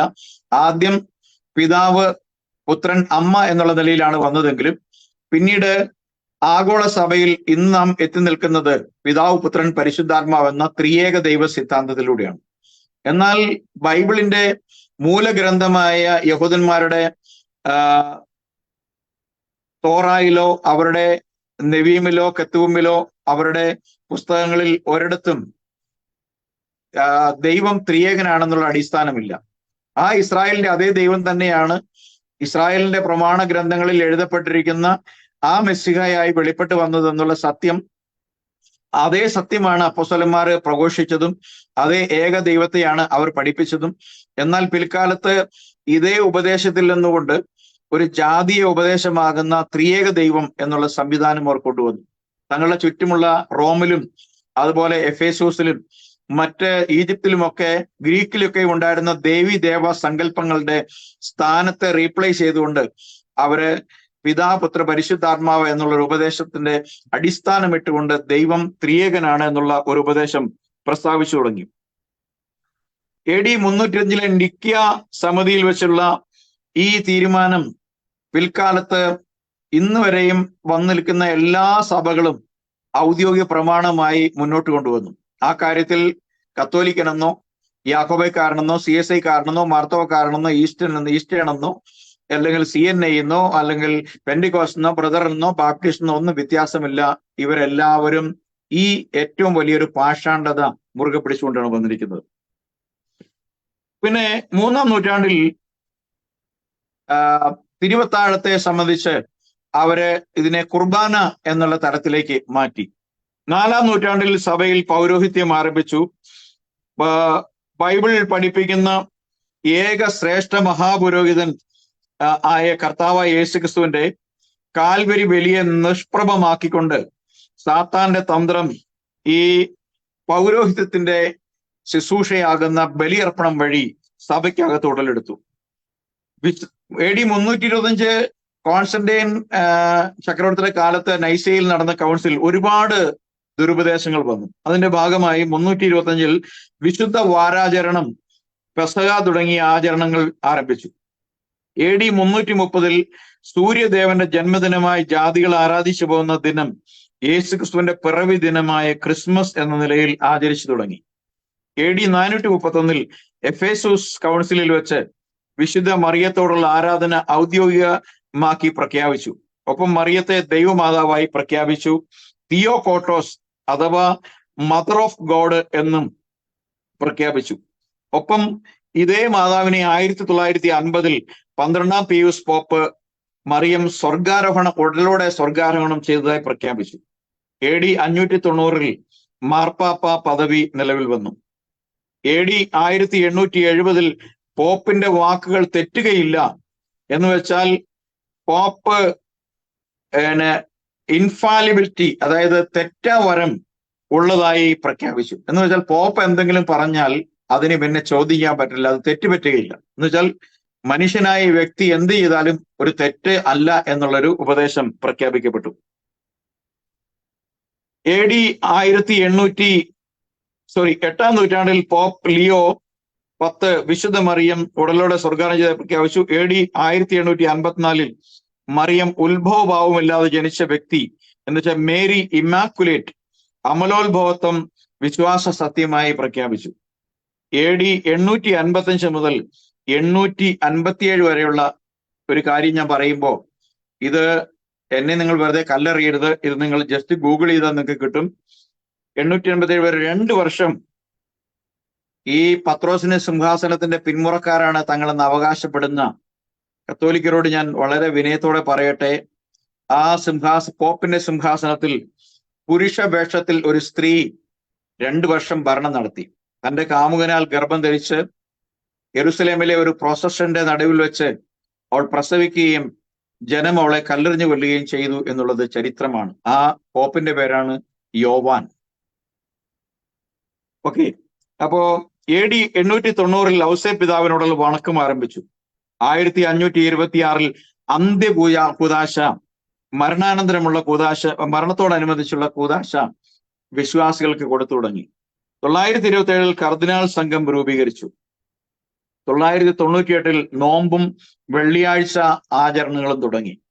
AD 1100 പോപ്പ് പാപമോചന ചീട്ട് വിറ്റ് പണം ഉണ്ടാക്കി തുടങ്ങി. പോപ്പിന് പണം കൊടുക്കുന്നവരുടെ പാപങ്ങൾ പൊറുക്കുന്ന ദണ്ഡവിമോചന ചീട്ട് അങ്ങനെ നിലവിൽ വന്നു. അങ്ങനെ സഭയുടെ ഇത്തരം ചര്യകളുടെ ഭാഗമായി ദീർഘകാലം അത് നിലനിന്നു. AD 1600 മാർട്ടിൻ ലൂതർ എന്ന് പറയുന്ന ഒരു ജർമ്മൻ കത്തോലിക്ക പുരോഹിതൻ കലാപക്കൊടി ഉയർത്തുന്നവരെയും അത് തുടർന്നു പോന്നു. എന്റെ നീതിമാൻ വിശ്വാസത്താൽ ജീവിക്കും എന്നുള്ള റോമാലേഖനത്തിൽ ഒരു വചനം കയ്യിൽ കിട്ടിയതോടുകൂടി താൻ തന്റെ ദേവാലയത്തിൽ കടന്ന് അവിടെ തിരുവോസ്തി എന്ന് പറയുന്ന ആ ഓസ്തി നിലത്തിട്ട് ചവിട്ടിക്കൊണ്ട് താൻ പ്രൊട്ടസ്റ്റന്റ് വിപ്ലവം ആരംഭിച്ചു. 12ാം നൂറ്റാണ്ടിൽ കുർബാനയിൽ അർപ്പിക്കുന്ന ഓസ്തിയും വീഞ്ഞും യേശുവിന്റെ ശരീരവും രക്തവുമായി മാറുന്നു എന്നുള്ള രൂപാന്തര തിയറി കൊണ്ടുവന്നു. ട്രാൻസ്സബ്സ്റ്റാൻഷിയേഷൻ തിയറി ഓഫ് ട്രാൻസ്സബ്സ്റ്റാൻഷിയേഷൻ. AD 1211 കുർബാനയുടെ ആരാധന തുടങ്ങി. AD 1215 പയസ് 10 കുംഭസാരം എന്ന കൂദാശ ആരംഭിച്ചു. 1215 പുരോഹിതന്മാർക്ക് വിശുദ്ധ വസ്ത്രം എന്നുള്ള നിലയിൽ യൂണിഫോം ഏർപ്പെടുത്തി. 1274 ശുദ്ധീകരണ സ്ഥലം പ്രുഗേറ്ററി എന്നൊരു സ്ഥലം ഉണ്ടെന്നും മരണശേഷം ആത്മാക്കൾ അവിടേക്കാണ് പോകുന്നതെന്നും ഭൂമിയിൽ ജീവിച്ചിരിക്കുന്നവർ അവർക്ക് വേണ്ടി പ്രാർത്ഥിക്കുകയും കുർബാന അർപ്പിക്കുകയും ചെയ്താൽ ദൈവം അവരെ അവിടെ നിന്ന് ഉയർത്തി സ്വർഗത്തിലേക്ക് കൊണ്ടുപോകുന്നു വിശ്വസിപ്പിക്കപ്പെട്ടു. 1439 ശുദ്ധീകരണ സ്ഥലം എന്നുള്ളത് ഒരു ഔദ്യോഗിക ഉപദേശമായി ഈ സഭ അംഗീകരിച്ചു. 1090 റോസരി അല്ലെങ്കിൽ ജപമാല കൊന്തവണക്കം എന്നുള്ള മറിയയോടുള്ള മുഖ്യമായ പ്രാർത്ഥന ആരംഭിച്ചു. 1097 പുരോഹിതന്മാർക്ക് വിവാഹം വിലക്കി. 1349 ബൈബിൾ നിരോധിത പുസ്തകങ്ങളുടെ പട്ടികയിൽപ്പെടുത്തി അൽമായർ അത് വായിക്കുന്നത് വിലക്കി. 1251 സന്യാസിനി സഭകളിലെ സന്യസ്തർക്ക് പ്രത്യേക വസ്ത്രധാരണം ആരംഭിച്ചു. AD 476 മുതൽ 1517 വരെയുള്ള ഒരു സഹസ്രാബ്ദത്തിൽ അധികം കാലം ഇരുണ്ട കാലഘട്ടം എന്ന് വിളിക്കപ്പെടുന്നു. അല്ലെങ്കിൽ ഇൻക്വിസിഷൻ പീരീഡ്, മെഡിവൽ ഏജ് എന്നുള്ള പേരിൽ അറിയപ്പെടുന്ന ഈ കാലഘട്ടത്തിൽ നമ്മൾ വായിച്ച ഇത്രയും കാര്യങ്ങളല്ല, ദുരുപദേശങ്ങളുടെ ഒരു കൂടായി, പാഷാണ്ഡതകളുടെ ഒരു കൂടായി അധപ്പതിച്ചു. ഈ സത്യം ചോദ്യം ചെയ്ത 6,80,00,000 സത്യക്രിസ്ത്യാനികളെ കൊന്നൊടുക്കിയ സഭ പിൽക്കാലത്ത് അവരുടെ പേരിൽ പള്ളികളും അവരുടെ പേരിൽ കുരിശുമുടികളും അവരുടെ പേരിൽ ആരാധനാ സ്ഥലങ്ങളും തുറന്നു, അവിടെ ഭണ്ഡാരപ്പട്ടികൾ ഉണ്ടാക്കി. ഒരു കാര്യം കത്തോലിക്കരായ ഞങ്ങളുടെ സഹോദരന്മാർ ഓർക്കണം, യേശു പറഞ്ഞതുപോലെ നിങ്ങളുടെ ഏത് പിതാക്കന്മാരുണ്ട് പ്രവാചകന്മാരെ കൊല്ലാത്തവരായി? നിങ്ങളുടെ കാലം വന്നപ്പോൾ നിങ്ങൾ അവർക്ക് മനോഹരമായ ശവക്കല്ലറ തീർക്കുന്നു. ഇതേ കാര്യമാണ് നിങ്ങൾ ഇന്ന് പലരെയും വാഴിക്കുന്ന ഈ അമ്പുകൊണ്ടും അങ്ങനെ ഇങ്ങനെ ഓരോ വിശുദ്ധന്മാരെ ആചരിക്കുന്ന ഈ വിശുദ്ധന്മാരാരും നിങ്ങളുടെ ഉപദേശത്തെ അനുകൂലിച്ചവരല്ല. സത്യത്തിന് വേണ്ടി നിന്നതിന്റെ പേരിൽ റോമൻ ഭരണകൂടവും റോമൻ മതവും ചേർന്ന് വിചാരണ ചെയ്ത് കൊന്ന് അമ്പെയ്തും സിംഹങ്ങളുടെ കുഴിയിലിട്ടും തിളയ്ക്കുന്ന എണ്ണയിലും വലിച്ചെറിഞ്ഞ് കൊന്ന ആളുകളെ തന്നെയാണ് നിങ്ങൾ ഇന്ന് അനവധി ദേവാലയങ്ങൾക്ക് പേരിട്ട് ആരാധിക്കുന്നത്. ഞങ്ങൾക്ക് ഇത് പറയുവാനുള്ളതിന് കാരണം, പ്രിയമുള്ളവരെ, ഒരു രക്ഷ കർത്താവായ യേശുക്രിസ്തു കാൽവരിയിൽ ഒരുക്കിയിട്ടുണ്ട്. അതിനുവേണ്ടി നിങ്ങൾ പണം ചെലവാക്കണ്ട, നിങ്ങൾക്ക് ഏതെങ്കിലും തീർത്ഥാടന സ്ഥലത്ത് പോകണ്ട, ശരിപ്പെടാതെ നടക്കണ്ട, നിങ്ങൾ മെച്ചപ്പെട്ട ഭക്ഷണങ്ങൾ വർദ്ധിക്കണ്ട, നിങ്ങൾക്ക് യാതൊരുവിധ കർമ്മങ്ങളും അനുഷ്ഠാനങ്ങളും കൂടാതെ യേശുവേ ഞാനൊരു പാപിയാണ്, നിന്റെ കാൽവരി ബലി നിമിത്തം എനിക്ക് പുത്രത്വവും രാജത്വവും അധികാരവും നീ ഒരുക്കി വെച്ചിട്ടുണ്ട്, എന്റെ പാപം നീ പൊറുക്കണമേ, ഇനിമേൽ നീ എന്റെ രക്ഷിതാവും കർത്താവുമാണ് എന്ന് വിളിച്ചു പറയുമ്പോൾ നിങ്ങളുടെ ഹൃദയത്തിലേക്ക് ആ സമാധാനം കടന്നു വരും. ഇന്ന് വരെ നിങ്ങൾ അനുഭവിക്കാത്ത ആ സമാധാനം. എന്നാൽ നിങ്ങൾ പിന്തുടരുന്ന ഈ കർമാനുഷ്ഠാനങ്ങൾ, ഒരു നല്ല കാലഘട്ടം പിന്തുടർന്നു പോകുന്ന ഒരു വ്യക്തി എന്നുള്ള നിലയിൽ ഞാൻ പറയട്ടെ, ഇതൊന്നും ഞാൻ എൻ്റെ ബുദ്ധിപരമായ നിലയിൽ ഉണ്ടാക്കിയ കാര്യങ്ങളല്ല. നിങ്ങൾ സഭയുടെ ചരിത്രം പഠിച്ചാൽ ഇതാണ് ചരിത്രത്തിൽ കാണാൻ കഴിയുന്ന വസ്തുത. ഇതിലധികവും ആയിരക്കണക്കിന് സംഭവമുണ്ട്. എന്നാൽ AD 2000 pope John Paul II എന്ന് പറയുന്ന ഒരു മനുഷ്യൻ ഉണ്ടായിരുന്നു. അദ്ദേഹം താരതമ്യേന കഴിഞ്ഞ കാലഘട്ടങ്ങളിലെ പോപ്പ് സ്ഥാനങ്ങളിൽ ഇരുന്നതിനേക്കാൾ വളരെ നല്ലൊരു മനുഷ്യനായിരുന്നു. അദ്ദേഹം AD 2000 തന്റെ സെന്റ് പീറ്റേഴ്സ് ബസിലിക്കയിലെ കുരിശ് രൂപത്തിന്റെ കാൽക്കൽ കെട്ടിപ്പിടിച്ച് ഞാന്ന് കിടന്നുകൊണ്ട് അദ്ദേഹം ഈ സഭ വിശുദ്ധന്മാരോടും സഭയിലെ സന്യസ്തരായ സ്ത്രീകളോടും പുരോഹിതന്മാർ ചെയ്തു കൂട്ടിയ പാപങ്ങൾക്ക് മാപ്പപേക്ഷിച്ച ഒരു ചിത്രം ഒരുപക്ഷെ നിങ്ങൾ അന്നത്തെ മാർച്ച് മാസം ഏതോ ഒരു തീയതിയാണ് മലയാള മനോരമയിൽ ഫ്രണ്ട് പേജിൽ നിങ്ങൾ കണ്ടു കാണും. ആ മനുഷ്യന്റെ ഹൃദയത്തിൽ തന്റെ മുൻഗാമികൾ ചെയ്തു കൂട്ടിയ പാപങ്ങൾക്ക് വേണ്ടി ക്രൂശ് രൂപത്തിൽ പിടിച്ചു കിടന്നുകൊണ്ട് സഭയുടെ തെറ്റുകൾക്ക് മാപ്പപേക്ഷിച്ച ഒരു ചിത്രവും എൻ്റെ മനസ്സിലുണ്ട്. Price the Lord. അതുകൊണ്ട് ഇന്ന് രാത്രി ഞങ്ങൾക്ക് നിങ്ങളോട് പറയുവാനുള്ളത്, 6,80,00,000 സത്യവിശ്വാസികളുടെ ചോരയിലാണ് ആ സഭ നിൽക്കുന്നത്. ദൈവം അതിനോട് പകരം ചോദിക്കും. വെളിപ്പാട് പുസ്തകം 17-ാം അധ്യായം നിങ്ങൾ പഠിക്കുകയാണെങ്കിൽ ആ സഭ 1 മണിക്കൂർ കൊണ്ട് ഇല്ലാതെയായി എന്ന് വിശുദ്ധ വേദപുസ്തകം പറയുന്നു. അതുകൊണ്ട് ഞാൻ ഇത്രയും കാര്യങ്ങൾ നിങ്ങളോട് പറഞ്ഞതുകൊണ്ട് നിങ്ങൾ വിശ്വസിക്കുന്ന സഭയെ ഇകഴ്ത്തുവാൻ വേണ്ടി അല്ല പറഞ്ഞത്. രക്ഷാമാർഗത്തിലേക്ക് നിങ്ങളുടെ കണ്ണ് തിരിക്കുക എന്നൊരു ഉദ്ദേശം മാത്രമേ എനിക്കുള്ളൂ, ഞങ്ങളുടെ ഈ ചാനലിനുമുള്ളൂ. ഈ ദിവസം ഞാൻ ചോദിക്കപ്പെട്ട ചോദ്യങ്ങൾക്ക് ഒട്ടുമിക്കവാറും ചോദ്യങ്ങൾക്ക് ഉത്തരം നൽകി ഞാൻ വിചാരിക്കുകയാണ്. കാരണം ഇതിന്റെ കണക്കെടുക്കാൻ പോയി കഴിഞ്ഞു കഴിഞ്ഞാൽ ലക്ഷക്കണക്കിന് ഉപദേശങ്ങൾ ഈ 2000 വർഷത്തിലധികം കൊണ്ട് ഈ സഭയ്ക്കകത്തുണ്ടായി. ഇന്നത് പൂർണ്ണമായും ദൈവവചനത്തിന്റെ വിരുദ്ധതയുടെ, പാഷാണ്ഡതയുടെ, അല്ലെങ്കിൽ അതിന്റെ ഏറ്റവും മോശമായ പരേതാത്മാക്കളുടെ പ്രാർത്ഥനാ കൂട്ടായ്മയായി അത് മാറിയിരിക്കുന്നു. മരിച്ചവരോട് പ്രാർത്ഥിക്കുവാൻ ദൈവവചനത്തിൽ വ്യവസ്ഥയില്ല. നമുക്കൊരാളോട് മധ്യസ്ഥം പറയാം, സഹോദര, പാസ്റ്ററെ അല്ലെങ്കിൽ ബ്രദറെ എനിക്ക് വേണ്ടി പ്രാർത്ഥിക്കണം. എന്നാൽ മരണശേഷം ഒരു ഓഹരിയും ഇല്ലാത്ത ഒരു വ്യക്തിയോട്, അവർ വിശ്രമത്തിലായിരിക്കുന്നവരോട്, അവർക്ക് ഒരു ഓഹരിയും ഭൂമുഖത്തില്ലാത്തപ്പോൾ അവരോട് പ്രാർത്ഥിക്കുവാൻ പരേതാത്മാക്കളുടെ സമ്പർക്കമാകുന്ന ഒരു കൂട്ടായ്മയെ അധപ്പതിച്ചിരിക്കുന്നുവെന്ന് എന്നെ കേൾക്കുന്നവരിൽ ആരെങ്കിലും ഒരാൾക്ക് ഇത് സത്യമാണെങ്കിൽ ഈ യഥാർത്ഥ സത്യം എനിക്ക് വേണമെന്ന് വിചാരിച്ച് കടന്നു വരുന്നവർക്ക് വേണ്ടിയാണ് ഞങ്ങൾ ഈ വിഷയം ഇന്ന് സംസാരിച്ച് അവസാനിപ്പിക്കുന്നത്. അതുകൊണ്ട് എൻ്റെ പ്രിയ കത്തോലിക്ക സഹോദരങ്ങളോട് എനിക്ക് പറയുവാനുള്ളത്, നമ്മുടെ വിശ്വാസ പ്രമാണമോ നാം പോകുന്ന പള്ളിയോ അവിടുത്തെ പുരോഹിതന്മാരോ അവിടുത്തെ ആചാരങ്ങളോ അനുഷ്ഠാനങ്ങളോ ഒരിക്കലും നമ്മെ രക്ഷിക്കുകയില്ല. നമ്മെ രക്ഷിക്കാൻ കഴിയുന്ന ഒരുവൻ കാൽവരി ക്രൂസിൽ എന്റെയും നിങ്ങളുടെയും പാപത്തിന് പരിഹാരമായി ചോര ചീന്തി മരിച്ചിടുയർത്ത കർത്താവായ യേശുവല്ലാതെ മറ്റാരുമില്ല. അവനെ വിളിച്ചപേക്ഷിക്കുമ്പോൾ നിങ്ങൾ ട്രെയിൻ യാത്രയിലായിരിക്കാം, ഒരു മരത്തിന് ചുവട്ടിലായിരിക്കാം, ഒരുപക്ഷെ നിങ്ങൾ കിടക്കയിലായിരിക്കാം, ഒരുപക്ഷെ നിങ്ങൾ വീട്ടിലായിരിക്കാം, ഒരുപക്ഷെ യാത്രയിലായിരിക്കാം. നിങ്ങൾ എവിടെയായിരുന്നാലും നിങ്ങൾ ഒരു വിളിക്ക് കാതോർത്തിരിക്കുന്ന ഒരു പിതാവ് സ്വർഗത്തിലുണ്ട്. അവനാണ് ഈ ലോകത്തേക്ക് ഇറങ്ങി വന്ന് താണലോകത്തേക്ക് ഇറങ്ങി വന്ന് വേഷത്തിൽ മനുഷ്യനായി ക്രൂസിലെ മരണത്തോളം തന്നെ താഴ്ത്തിയ യേശു കർത്താവ്. ആ യേശുവിനെ നിങ്ങൾ വിളിക്കുമ്പോൾ നിങ്ങൾ ഇന്നുവരെ അനുഭവിക്കാത്ത സമാധാനം, പാപത്തിന്റെ ഭാണ്ഡം നിങ്ങൾ വിട്ടൊഴിഞ്ഞു പോകുന്ന സ്വർഗീയ അനുഭവത്തിലേക്ക് ദൈവം നിങ്ങൾ നടത്തും. അത്തരം അനുഭവത്തിലൂടെ കടന്നു വന്നവരാണ് ഞങ്ങൾ. അതുകൊണ്ട് ഞങ്ങൾക്ക് ധൈര്യമായിട്ട് പറയാൻ കഴിയും, ഞങ്ങളെ വിടുവിച്ച കർത്താവ് നിങ്ങളെ വിടുവിക്കും. അതുകൊണ്ട് എന്നെ കേട്ടവരായി നിങ്ങളോട് പറയുവാനുള്ളത്, നിങ്ങൾ ഇതാണോ സത്യമെന്നറിയാൻ നിങ്ങൾ ഗൂഗിൾ ചെയ്യുക, അല്ലെങ്കിൽ സഭാ ചരിത്രം വായിക്കാൻ കിട്ടും. എത്രയോ സംഭവങ്ങൾ കാണുവാൻ കഴിയും. ബൈബിളുമായി ഈ സഭയ്ക്കോ പിന്നീട് അതിൽ നിന്ന് ഉളവായി വന്ന അന്ത്യോക്യയിൽ നിന്ന് വന്ന യാക്കോബായ ഓർത്തഡോക്സ് സഭകൾക്കോ ഈസ്റ്റേൺ ഓർത്തഡോക്സ് ചർച്ചിനോ ആംഗ്ലിക്കൻ സഭയ്ക്കോ ഇന്നുള്ള ഒരു സഭകൾക്കോ യഥാർത്ഥ സത്യവുമായി പുലബന്ധം പോലുമില്ല. യഥാർത്ഥ സത്യം നിങ്ങളെ സ്വതന്ത്രരാക്കുന്നതാണ്. യേശു പറഞ്ഞു, സത്യം നിങ്ങൾ അറിയുകയും സത്യം നിങ്ങളെ സ്വതന്ത്രരാക്കുകയും ചെയ്യും. അതുകൊണ്ട് ഈ സ്വാതന്ത്ര്യത്തിന്റെ ഘോഷണം ഇന്ന് രാത്രി പ്രഖ്യാപിച്ചുകൊണ്ട് ഞങ്ങൾ ഈ എപ്പിസോഡ്, സഭയെ സംബന്ധിച്ചുള്ള എപ്പിസോഡ് ഇവിടെ അവസാനിപ്പിക്കുകയാണ്. അതുകൊണ്ട് കത്തോലിക്ക മുതൽ പെന്തക്കോസ്ത് വരെയുള്ള എല്ലാ സഭകളും ഒരുപോലെ സത്യത്തിൽ നിന്നും വീണുപോയിരിക്കുന്നു.